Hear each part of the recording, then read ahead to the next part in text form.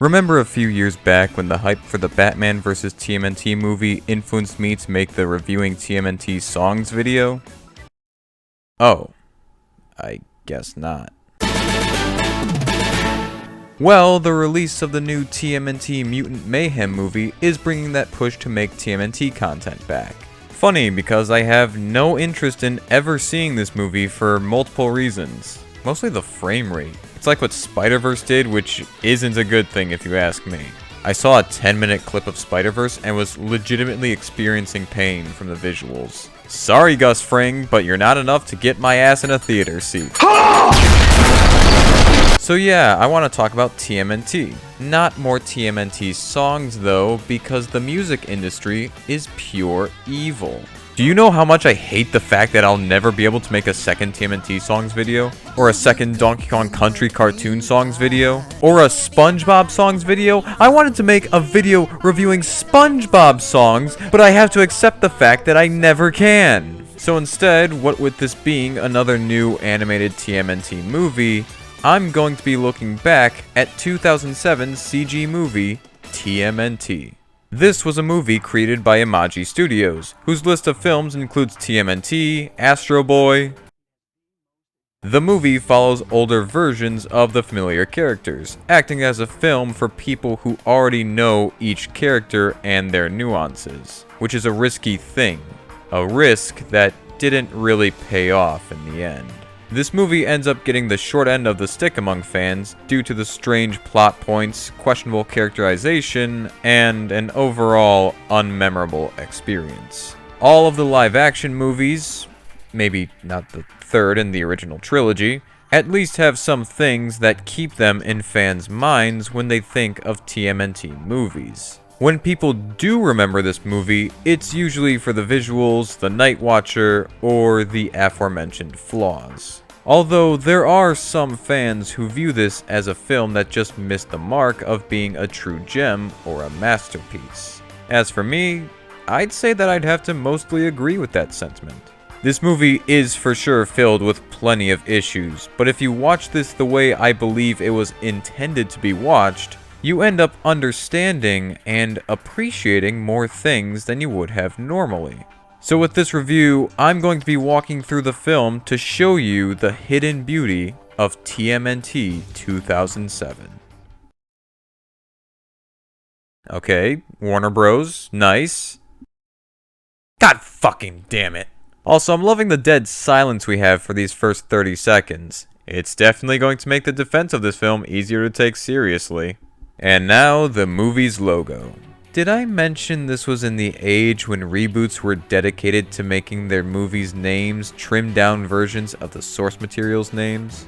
4 turtles, 4 brothers, genetically reborn, trained as ninjas. A lot of people dislike and heavily criticize this opening because of how it breezes through the origins of the Turtles. But yeah, every time we see Batman's origin story, you cry, "We don't need to see this again!" But like I said earlier, this movie was made with the idea of pre-established TMNT fans being the audience. It relies on the viewers already knowing the basic stories, plot points, and characters. This can be good for people who just want to get right into what story this movie has to tell, but it can also be bad for newcomers. Yeah, it's hard to think any newcomers would go out of their way to watch a movie called TMNT, but if they did, they would go into this knowing little about the characters and world aside from what this movie shows, which, might I remind you, are all heavily changed after living through certain events. But at least this establishes how the movie's story takes place quite some time into their careers as heroes. Thus, any changes to characters noticeable by fans have a logical explanation.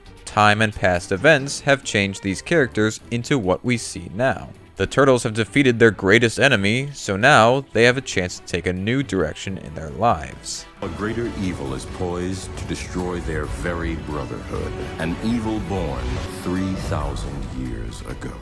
This is also a big part that turned people away from this movie.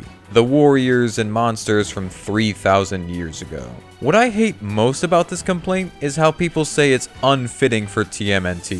TMNT! the series that began as a comic book satire with mutants, aliens, metahumans, demons, and alternate dimensions and timelines. This series, Stone Generals, an immortal warrior from 3,000 years ago, and interdimensional monsters are seen as unfitting for this series? Anyways, a constellation made from the stars of Keegan created this portal 3,000 years ago. This conqueror, MEWTWO, sought to gain its power and succeeded. But while he became immortal, his siblings were turned to stone, and 13 monsters were released from the portal. It's also set up here that MEWTWO lives his immortal life in regret for the effects of his attempts to gain power. So yeah, do you really expect us to think his role in this movie will be as the villain? Maybe? No. The monsters that were unleashed continue to plague mankind to this very day. But conveniently enough, they will never be seen until the present day events of this movie, where all 13 just so happen to be in New York. The movie then takes us to present day Central America, bringing more confusion onto most as to what the hell is going on and what the jumps between time periods and locations will lead to. Yes, it's weird from the start, but let this movie cook and see where this goes. Man, people have no patience when it comes to this movie. Anyways, it's here where we see this village being raided by a cartel gang who quickly becomes the prey of the Predator. I mean Leonardo. Method acting as the Predator. Leonardo has become a protector of this village, known by the locals as the Ghost of the Jungle. Funny name considering he's the one making ghosts, if you know what I mean. Seriously, there's a promotional comic for Leo here that makes him look like a bloodthirsty savage. And that just makes it all the more interesting when we get to the turtle you'd expect to be this way. Following Leo's latest additions to his body count, South American Baby Casey tells the legend to the visiting April O'Neil, voiced by Buffy the Vampire Slayer. Buffy the Ninja Vampire Slayer now? Quickly piecing together that Leo's the ghost of the jungle, she pursues and meets up with the leader in blue. It's a long way from the city to just drop in. And here he is. Oh, and guess what else people didn't like? The names of each of the turtles appearing in their introduction scenes. Many find this to be redundant in a movie made for the fans that also breezed through the turtles' origins and history, but it's not a big deal. They're just stylish title cards saying each turtle's name like a comic book would. God forbid they try to spice up the first scenes with our main characters. -1 because we got to see Leo kill people beforehand. The two catch up, giving us some exposition from April. She mentions how she's been collecting 3,000-year-old statues for a rich tycoon. Yeah, I wonder what significance that will have. And she mentions how things have changed back in New York since Leo was sent to Central America for training. Oh yeah, Leo's here alone in Central America for training. What training exactly? No, seriously, please answer that question. Okay, we're never told what this training exercise was, making this seem like more vague nonsense that has no logical reason to be a plot point and makes the negative effects of this upon his brothers seem completely avoidable. What is mentioned is the fact that even if Leo traveled for training, he chose to stay even after completing his goal. Obviously because he felt a sense of responsibility and purpose as the ghost of the jungle. What Leo didn't account for was how this choice would affect his family. He thought they'd be able to carry on and handle themselves without him, but in reality, they just ended up with too much free time and nothing to do. We'll get to why in a bit. What Don and Mikey decided to do at that time was get jobs, and no, that will never make sense. Donnie works a tech support line. No, I'm not playing hard to get. I'm telling you, sir, it's not the kind of phone line. Mikey became the children's party entertainer, Cowabunga Carl, and Raph is the only one who said, "Screw that, I've got criminals to catch." Raph has become the Night Watcher, a motorcycle-riding, chain-swinging vigilante. I wonder if this is what Corn Pop saw when Joe Biden got himself his rusty chains. Corn Pop was a bad dude, and he ran a bunch of bad boys. You may cut me, man, but I'm gonna wrap this chain around your head. And I can't mention the Night Watcher without mentioning his amazing theme. The theme you're hearing right now is actually the Night Watcher's theme from this movie's tie-in video game. I can't play the movie's Night Watcher theme for copyright concerns, so go ahead and listen to it for yourself because it's very fitting for this character and is easily the most memorable song from this movie's soundtrack. The video game theme is alright. It's certainly cool, but a little too generic, especially compared to the movie's theme. And that's not the last you'll hear me say about the TMNT 2007 video game. I'll be talking about that too as part of this review. The Night Watcher's next targets are these criminals who somehow trigger no alarms or people even after using explosives to escape their bank robbery. Jesus Christ, that's brutal. Do you realize how strong Raph would have to be for a strike like that to have that much force? This dude's lucky to still be alive. April reiterates how Leo's training ended a year ago and how he hasn't been keeping in touch with his family. Yeah, it's not Splinter's fault for this unknown training. It's Leo's for becoming obsessed as the guardian of this village. Even after acknowledging his completed training, Leo still says, I can't go back, failure. When you stop and think about that, this becomes very interesting. Even after his success in the training, Leo still sees himself as unworthy to come home as an evolved leader after allowing himself to become devoted to a separate calling. Despite Leo's intentions, he views this choice and its effects as a betrayal to his mission and his family. Leo says the villagers need him more than his brothers do, not only because he does believe there's some truth in that, but also to cope with his self-induced sense of failure. And that all seems more true to him after his conversation with April. It's an interesting thing to explore. What happens to a leader and their team after a leader decides to leave for a new cause? Can the team still function without that leader? Does the leader begin to feel guilt for remaining distant? Can the leader return to the responsibility they had in that position? Anyways, let's get to the other turtles in the flesh. Why skate a half pipe when you can skate a sewer pipe? I can give you two good reasons, and it doesn't take a genius to figure out what they are. Night Watcher strikes again. I remember how they used to feel. Those glory days are over. Forget about them. Get on with your life. Concentrate on your work. This work sucks. Shut up, Donatello. I suppose you think the Night Watcher's some kind of hero. Ain't sitting around doing nothing while dirtbags run free. At least we're contributing around here. I do nothing. You're right.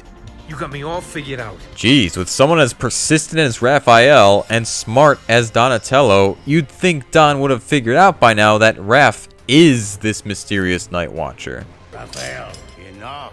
And here's Master Splinter, who looks like he's ready to sell some Cheetos. He's voiced here by the late Mako, who unfortunately died before this movie's release. You may recognize him as Uncle Iroh in Avatar: The Last Airbender, or as Aku in the first 4 seasons of Samurai Jack.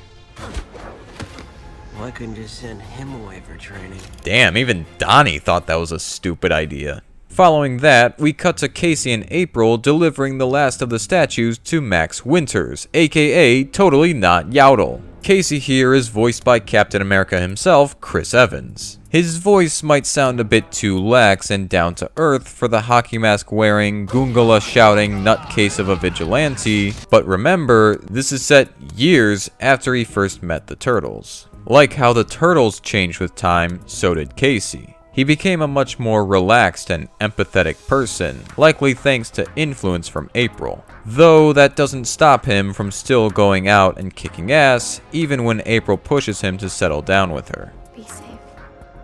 Also, he has sausage fingers.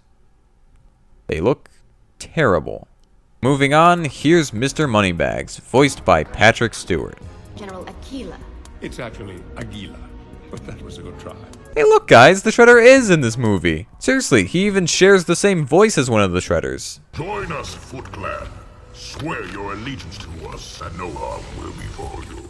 Your wounded leg is like a ball and chain dragging you toward defeat. These statues may appear to be only stone, but they're like family to me. Okay, they really don't care about keeping Winter's identity a mystery. At least that means they don't have to work in any forced plot twists or anything. Following that, Winters is met by the Foot Clan, now led by Karai in Shredder's absence. Winters hires the Foot to track down and assist in capturing those 13 monsters who, might I remind you, continue to plague mankind to this very day. Sure they do.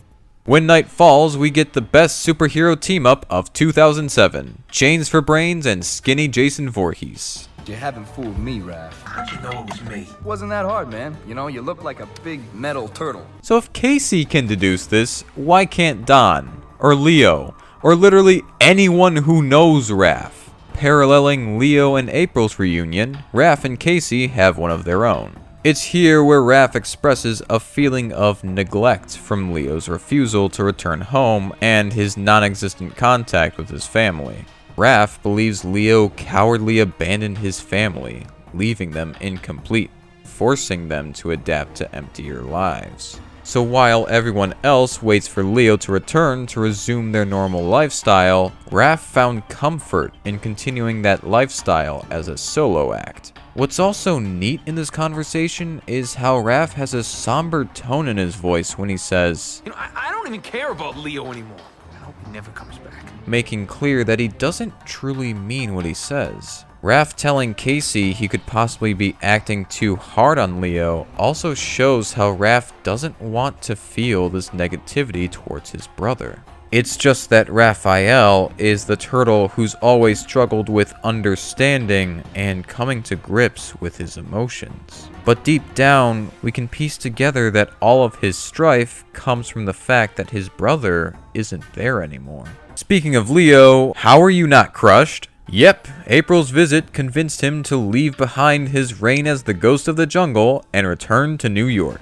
I love how Splinter's still awake here. I'd like to believe he spent every night like this, patiently waiting for the one night his son would finally return. Now that's what I call believing in your son. I was so caught up in my own world, I forgot about everyone else. Like I mentioned before, Leo viewed himself as a failure for remaining in Central America for his own chosen duty. To follow another path he found need and maybe even comfort in, he believes he failed his mission and his family. Splinter actually tells Leo the opposite, making some viewers think Splinter just doesn't care, either because the training was a stupid idea from the beginning, or because Leo at least went to Central America and came back eventually after his training. But looking past the surface and using knowledge on how these characters are typically portrayed, there's actually some brilliance here. Splinter knows his sons. He knows Leonardo isn't the type of person who would flat out ditch his family or his responsibilities. Splinter likely knew Leo didn't return due to finding a new honorable cause. Recognizing that level of maturity and nobility, along with the strength needed to return home despite guilty thoughts in his head, is what led Splinter to give praise to Leonardo. What takes this scene into a more depressing tone is when we see Raph eavesdropping on this exchange. As an onlooker, not a present participant, understanding all perspectives, he sees this as Leo being rewarded for abandoning those who needed him. Leo could go anywhere and for however long, and he'll still be welcomed back like a king. Add on the fact that Raph's been going out of his way for a noble calling of his own that he has to actively keep a secret from his family. Witnessing Leo receive this praise-filled welcome only fuels more resentment towards his previously absent brother. Also, Splinter tells the turtles that they're forbidden to fight until they can act like a team again. Again, people didn't like this because this is the reason why the turtles in this movie, or half of them I guess, are washed up ninjas who had to work crappy day jobs. Though, understanding Splinter's character, you realize he made this choice to preserve the integrity of the turtles acting as a brotherly team rather than becoming distant from each other. This Night Watcher character's come into the neighborhood like some kind of vigilante showboat, but his days are done. The Night Watcher was the only guy to pick up the slack. Crime never took a break. You did. Look at that! Raph, yet again, is practically advertising that he is the Night Watcher. And Leo actively disliking the Night Watcher for being a new vigilante. You know, I'll come back to this later because I have a lot to say about Leo v Night Watcher. But back to what's happening right now, a battle between the Foot and Bigfoot catches the turtles' attention. At the first sight of the turtles, though, the Foot retreat. So now the turtles are stuck to face monster 1 of 13 on their own.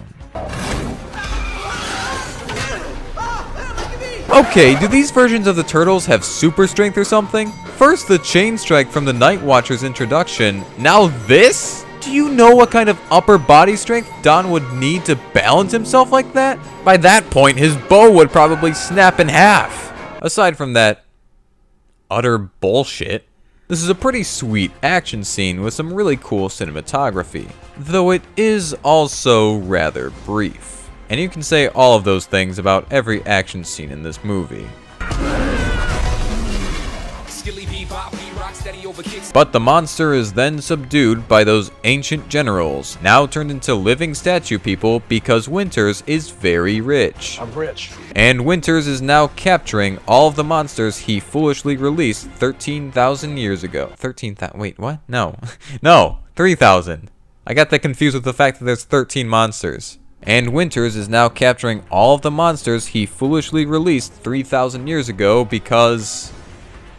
insert villainous reason here? Seriously, the movie wants us to think that Winters is the villain, but all he's done so far is hire the Foot to find the 13 monsters, revive his siblings, kinda, and begin the mission of capturing those monsters. What here is meant to be taken as inherently evil from a first viewing? Good morning, my sons. What, did he just now notice his son sitting there? Hothead. Splinter Jr. 2003 reference. Look, I'll go through you if I have to. I'd like to see you try. Man, careful what you wish for, Splinter Jr. I think this is a good point to stop for a bit to bring up how the 2003 TMNT series and this 2007 movie impacted each other. So first of all, this movie was kind of made with the idea of it existing in the same continuity as the 90s live-action trilogy. Though nothing here really outright supports that for the audience other than the Shredder's alleged death and some items on this trophy wall. But the supposed death of the Shredder isn't just something pertaining to the 90s trilogy, and these are just Easter eggs. They in no way make this definitively connect to the continuity of those movies. What some fans thought going into this was that it was connected to the, at the time, ongoing 2003 series, based mostly on character designs, but also on some other details like Karai's role and April suddenly knowing ninjutsu. However, this movie is confirmed to not exist in that same continuity as the TMNT 2003 series, as backed up by Turtles Forever. As for the other way around, when the 2003 series was having an identity crisis, they tried course correcting with a new season that would change the tone and visual style. That visual style actually taking some beats from the 2007 movie. This is why, in Back to the Sewers, the turtles suddenly have pupils, Casey dresses in black, and April changed her hair color and face. But what baffles me about this impact onto the 2003 series is that when fans were demanding the show go back to the look and tone of the previous seasons, they thought to make those fixes by changing the art style to match character designs to that of the 2007 movie, which was clearly meant to be connected to a completely different continuity, but had character designs that were clearly influenced more so by the earlier designs from this series. So instead of going back to the way things were, they made a new art style that still had this more simplistic look from Fast Forward, but has character designs that were inspired from inspirations of their previous designs. It's all just insane backwards logic. Don't be surprised if I end up making a video like this before the end of the year. Cody is going to break up with Donna. I just know it. Whoa, whoa, whoa. Cody's going to break up with Donna? But last I saw, Cody had a thing for Starly. Who's this Donna chick? We then get a monster hunting montage, which really shows just how generic these monster designs are. And then we cut to Raph and Casey getting in on that action. Did I mention we ran into a monster last night? Wait, hold on. You mean to tell me that everything in this montage and all 10 of these monsters were captured in the span of 24 hours? If these monsters were that easy to find, how have they never been spotted until now? They get spotted, so Raph pretends he got Thanos to escape. I don't feel so good. Oh, that's just rude. This savage stone guy then tries politely knocking on their door before moving on to solicit to other houses on the block. I gotta hand it to you, Raph. You sure know how to show a lady a good time. Hello. Yes. Cowabunga Carl Party Services. Cowabunga, dude. Yes, hello. I was wondering if you could play that song again. Which one, man? The one that goes beep boop boop bop boop beep boop beep boop boop bop boop beep bop beep boop boop bop boop beep bop. No, man, you're thinking of beep boop bop. The turtles then go to Casey and April's to check on Raph. Upon finding a stone shuriken with South American engravings in Raph's shell, and Casey telling April that the statues were the same ones they sold to Winters, April tells the others of the backstory that we previously heard Lawrence Fishburne tell us at the beginning of the film. If you ask me, guys, this has Winter's name written all over it. How do you figure that, Donnie? Because this has Winter's name written all over it. Well, isn't that smart? The guy who wants to collect all of these monsters discreetly is okay with using and leaving around tranquilizers from his own company. Big brain! When Leo refuses to have them take on Winters, Raph chooses to handle things his own way. Also, I like how Casey's the only one who tries to convince Raph to reconsider, even if it doesn't stop him.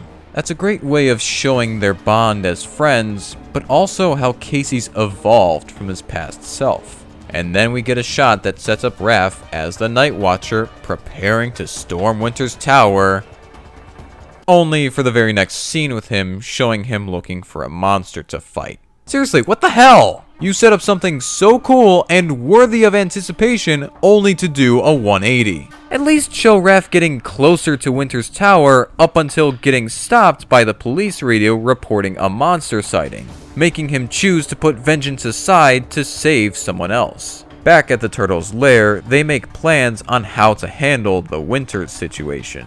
Also, April decided to cosplay as Gwen Tennyson. Despite the revelation of how damning the portal soon to be opened will be, Leo's only concerned about Raph. He pulls a Raph by saying they don't need Raph and Raph would only get in their way, but seeing his brief word with Splinter and how Raph is the only thing on his mind despite a monster apocalypse incoming, Leo clearly has concern for his brother and wants them to go back to working as a team. Back to the Night Watcher, he finds monster number 12 and fights this jury-rig looking mofo in this diner kitchen. Also, Black Betty is playing in the background. I'd make a joke about that, but I'm too confused by this music choice to make one. They say rock steady in the song. The fight itself is fun though. So much so that it went on to inspire a content cop scene. With some smoke pellets to the mouth, he sends the little demon scurrying off where he'll most definitely end up terrorizing someone else. But because people are dumb, the diner employee thinks the dude who's been fighting crime and acted as the diner's pest control from his own free will is here to rob and endanger him. Why has everyone got such a hard time believing I am a good guy? I just saved your life. That's a good point. From what we've seen, the Night Watcher has done nothing but stop crime. Sure, his ways can be rather brutal, but at least he's not going around killing criminals or beating down innocents he falsely believes to be criminals. If we saw one of those things happen, then it would give reason for innocents to fear the Night Watcher. It would also be a fitting thing to see from Raph, even if his goal is to protect the city from criminals. But no, some people just don't like him because, ew, vigilante. Who do these people think they are? Leonardo? Maybe this guy's only afraid because he secretly is a criminal. Oh, and speaking of Leonardo, here he is to say, who watches the Night Watcher? I do, bitch. The two then clash with Leo toying with the Night Watcher, dodging nearly all of his attacks and taunting him about his rage.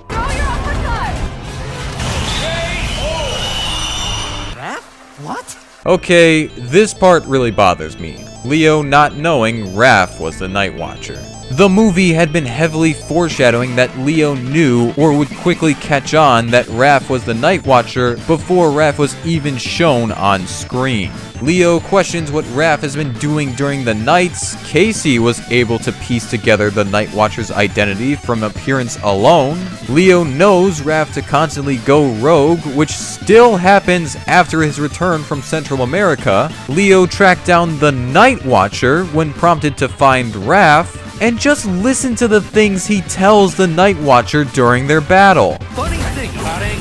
Let it consume you soon enough. Lose sight of everything. These all feel like things he'd say to Raphael. And he's consciously doing this to the dude like he knows that's his brother under that helmet. But no, this is all new information to Leo. Was this what he was thinking when Splinter told him? You know what you must do. Yes, Sensei. I must kick the Night Watcher's ass. What about Raphael? Fuck Raphael. What an idiot! So then, him condemning the Night Watcher isn't because he knows that's his unstable brother? So why is he so against the dude? Was he like this when they first met Casey too? Why is he fine with Casey, but not the Night Watcher? He comes across as the world's most moronic hypocrite. You, a vigilante, are telling this other vigilante to stop just because? And remember, I already established that the Night Watcher hasn't done anything out of hand in this movie. So what's so bad about him, Leo? Literally, you as the ghost of the jungle acted more out of hand than Raph as the Night Watcher. Think about that. What if Leo tried this shit with other vigilantes? Introducing Turtle Titan. So I'm gonna give you one chance to just walk away and stop this vigilante nonsense.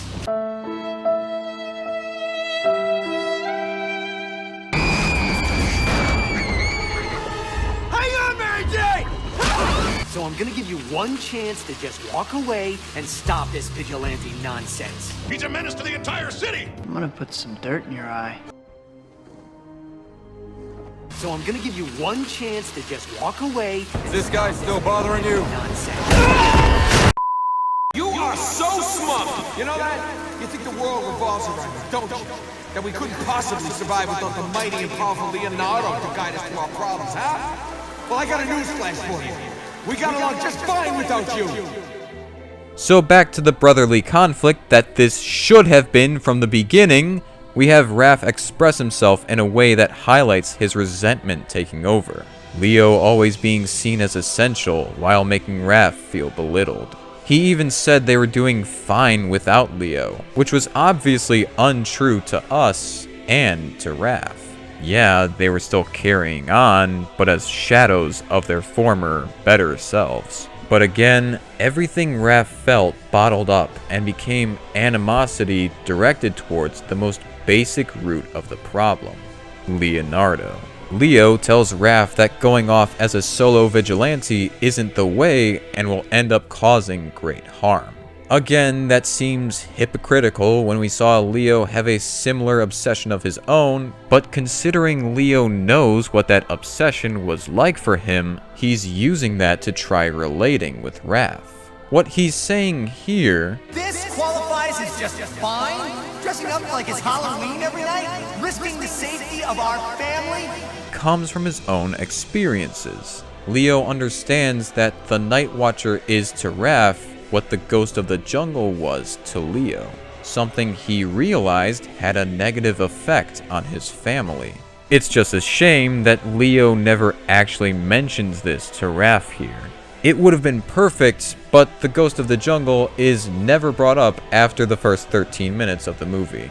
That was a missed opportunity that makes it so you have to use your brain when watching and comprehending Leo's side. Which is fine and fun for some, but for the average person who saw this movie, they just sat there thinking Leo's a dim-witted dick here. Without analyzing and thinking back to previous scenes, it comes across as more vigilante bad Garbo from Leonardo. He also says this, I'm better than you. what an asshole. But he's been under a lot of stress and experiencing anger of his own with everything between him and Raph. Both feuding brothers are at their lowest points as brothers, culminating in the movie's most iconic scene, the showdown between Raphael and Leonardo. The choreography here is incredible. Not only does everything flow so perfectly in this fight, but the techniques from both are very telling. Let's take a look at their weapons. The sai is designed as a defensive weapon, built to catch a strike from a weapon and easily disarm the attacker. The katana is designed with offense in mind, something very clear by the blade's size, sharpness, and association with two-hand wielding. Leo uses katanas one-handed though, because the Ninja Turtles are awesome. But now look at Raph and Leo's strategies here. Raph is leading the battle with the more offensive-based actions, while a lot of what Leo is doing is reacting to Raph and using the size of his katanas to block Raph's strikes and push him back. It's the opposite of what you'd expect to see from wielders of these weapons. The reason for this comes down not to the tools, but the men, the turtles, using them. Leo, while dealing with his own frustrations, remains level-headed. His aim here is to quell Raph and get him to come back home. Raph, on the other hand, has been stewing in unresolved anger, coming from feeling marginalized by his brother who had no problem forgetting about his family. So it's no surprise that he, who never got to express or relieve any of those emotions, would act as the aggressor in the battle. And if you don't think Leo's holding back here, let's not forget this part where Leo demonstrates he can turn the tides in his favor and finish Raph at any time. But he chooses not to, attempting to use this technique as a way to scare Raph into submitting. And then it comes to a final clash. They test their might as both brothers try pushing the other into understanding their perspectives. And it ends with Raph winning. He finally broke through to Leonardo, breaking his katanas in the process. The reason for Raph's feelings and actions has been realized by Leo. Leo now understands just how hurt Raph felt ever since Leo left him behind. And then, with nothing left to push back against Raph, he opens his eyes to his own faults. As he stands there after a strike inches away from killing Leo, he realizes that he's destroying what he truly needed all along. At first, he could only see the problem as Leonardo, but that's just the subject. The predicate of that was gone. With his brother gone, the family was incomplete.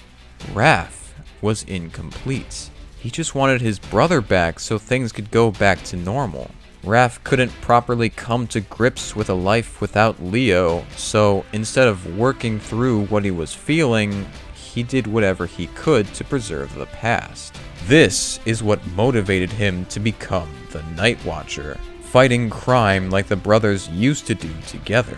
Even with Leo coming back though, the pain from his absence still left untended damage that resulted in Raph not accepting the present resolution. Instead, Raph ended up pushing Leo back away. Worse, he pushed himself away, much like Leonardo. Now when he becomes the Night Watcher, it's not to honor the past and cope with the present, it's to distance himself from the others, much like Leo with the Ghost of the Jungle. Raph became that problem that he dreaded. Someone consciously leaving and tearing their family apart.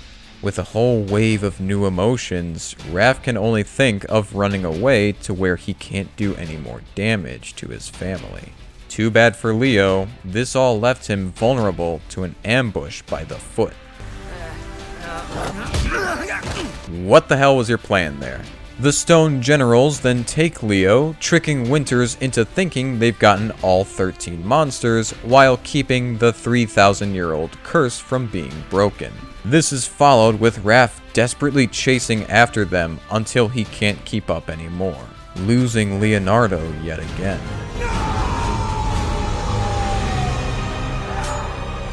Come back here! I'm not finished with you!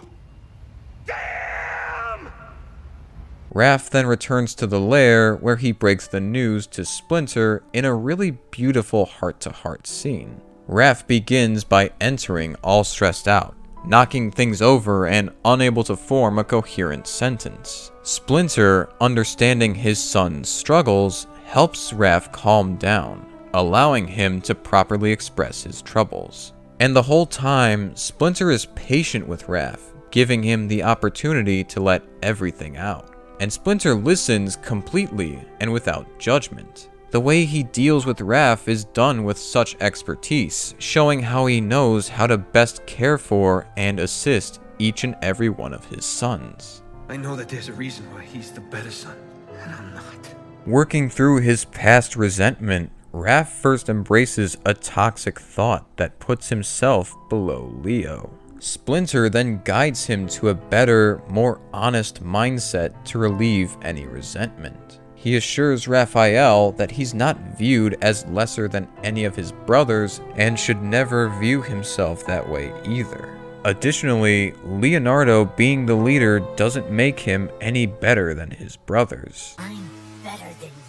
Splinter builds upon that by acknowledging what leadership qualities Raph embraces, those being his natural drive to protect others with a core loyalty to his duties and team. Sure, he can walk out and do things solo, but at the end of the day, he believes he's best off with his family. And it's not that both Leo and Raph have leadership qualities, but Leo gets the honor for having more. Splinter lets Raph know what flaws he must work on to fully embrace the best of him. Compassion, understanding others' perspectives rather than jumping to blindsided conclusions, and humility, humbling himself to be more accepting of others' wills rather than believing his way is always best. Again, this is such an incredible interaction from an analytical standpoint. If Leo were to try handling his reunion with Raph like this instead of fighting fire with fire,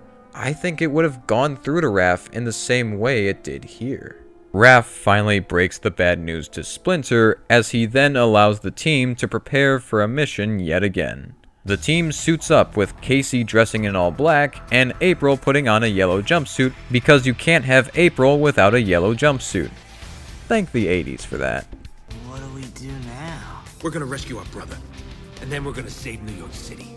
Actually, that's why you're not the leader. This is the most simple plan that only has the whats, but none of the hows. Good plan or not, they storm Winter's Tower in this super fun single-shot action sequence that looks like what the video game wanted to be. This battle is happening while Lights Out, the Chris Vrenna remix of the song by P.O.D., is playing in the background. I have to point that out because it's not the same Lights Out from that TMNT 2007 soundtrack playlist on YouTube that I mentioned before. But, like what I thought when I first found it, I didn't think it was that Lights Out because that Lights Out used the big N and some other profanity. Funny enough, I tried looking for that playlist again, but it seems to have been deleted sometime after making my TMNT songs video. But while looking for that Lights Out, I found out Rick Astley also had a song called Lights Out. You'd think that's a Rickroll, but somehow it's not. Anyways, where were we? Oh yeah, look at them walking on these assholes' heads. This is awesome.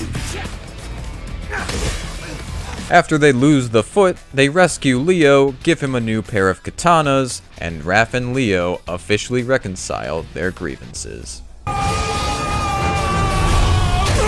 So, to the surprise of what has to be few by this point, Winters reveals that his goal was to break the 3,000-year-old curse, finally sending the monsters back and relinquishing his and the Stone General's immortality.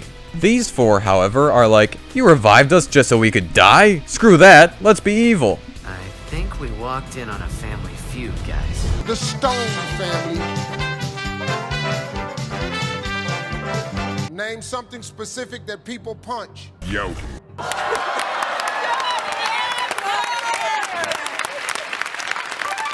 Survey said. Karai, honoring Winter's mission, sends the Foots, minus one random ninja, to track down the last monster. While that happens, the Turtles fight the Stone Generals. This is the last action sequence of the movie, and it's easily the weakest one. What with its short duration, having to jump between individual matchups, and the villains being super underdeveloped, it's a forced fight that does nothing to stand out from the others. Come to... Nope. You're not making a good case for yourself. Daddy. No! Was that just... Did you just unpause and it was just Daddy? God damn it. This is really cool though. The setup of the Swordmaster Turtle arming himself with a shit ton of swords. I can't wait to see what he ends up doing with all of these. The thing about you immortal stone guys is, you know, you're immortal and made of stone. I sound like Mikey. Casey and April then come back with the last monster, with Winters pushing the honorable strangers who defended him out of its way and not his backstabbing family. Casey acts awkwardly around Karai for no reason at all, and then we get the obligatory kiss at the end. Typical. We do all the work, he gets all the thanks. What the hell even is this comment? Is Raph down for bestiality? Is there something he's not telling us? Karai then tries to set up a sequel that never happens, and then Winters finally gets his sweet release of death. April, I've had my eye on you for a long time. I knew it. If that really pushes your buttons, Casey, then I suggest you stay as far away from the TMNT fandom as possible. And before he does pass on, Winters gives his thanks and expresses how he values and respects their family and their ways over his toxic family. Now he's in my mouth. He's awful. And with that, the Turtles give up their recent occupations and return to being the team we all love. We even get to see this with Raphael retiring the Night Watcher and resting his helmet on the trophy wall. And with that, the movie comes to a close while Yo Mama jokes play in the background. Ignore the fact that this fucker is in the special things. Look at the ride-on! Look at the graffiti appreciation! I said stop looking there! Look over here! Ride-in's in the special things! And that was TMNT 2007. It's all we ever got from this continuity of the Turtles, unless you do consider this to be part of the 90s live-action continuity. Reception for this movie was quite bad. Yes, there are plenty of people who loved and still love this movie, but for the average moviegoer, it flopped big time. Had it not, and Imaji been able to have some kind of success, we could have gotten a sequel. There were some concepts, with the meat of it all revolving around Mikey being the only one in his family to not become demutated somehow, and the Shredder would come back looking like CGI Ganon. Speaking of, Imaji also had to scrap their plans for a Zelda movie, which might have been for the better. Look at their Ganondorf, he looks like a green Winters.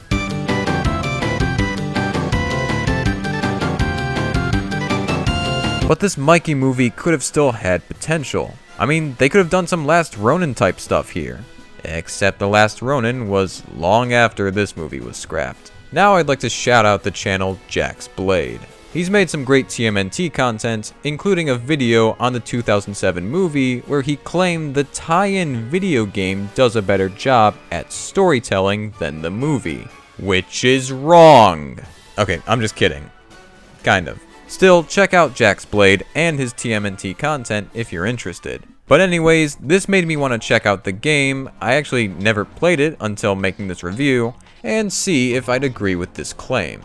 And wouldn't you know it, I only made it through 5 levels. Not because the game was bad, but because of the way I was playing it. Mission 6 looked like this. Well, 5 out of 16 missions is still pretty good, right?